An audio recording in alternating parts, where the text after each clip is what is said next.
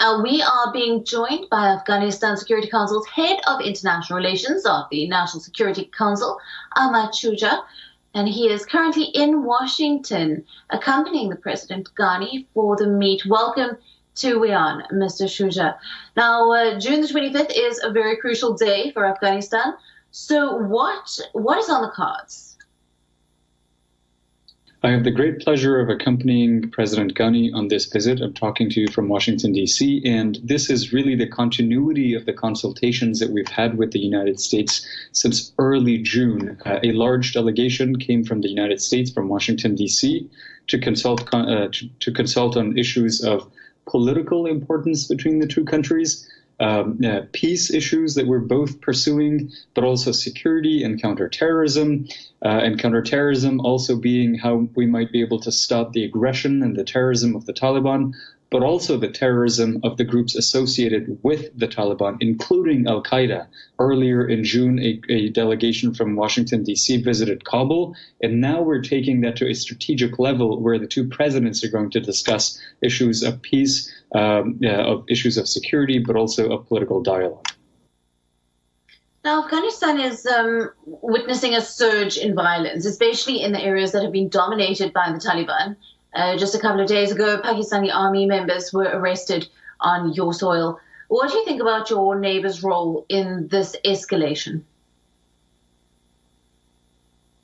The Afghan National Defense and Security Forces have both arrested but also killed individuals with Pakistani national ID cards. Every year when the madrasa vacations happen across the southern border, the Taliban ranks swell in Afghanistan.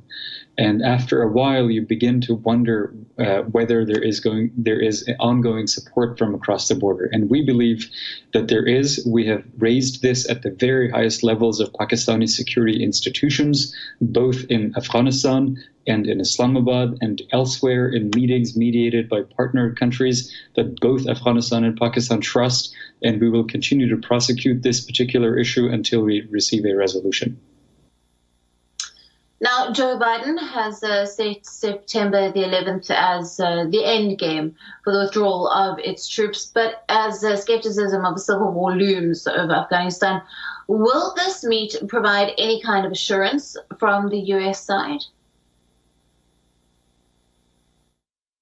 President Ghani has publicly stated this not once but multiple times, that Afghanistan respects and will support the U.S. decision to withdraw under the timeline that President Biden has announced and that NATO has endorsed.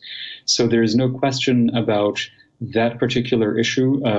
The Afghan National and Defense Security Forces are completely capable of defending their land. They have the support of the people who are standing shoulder to shoulder to the Afghan National Defense and Security Forces.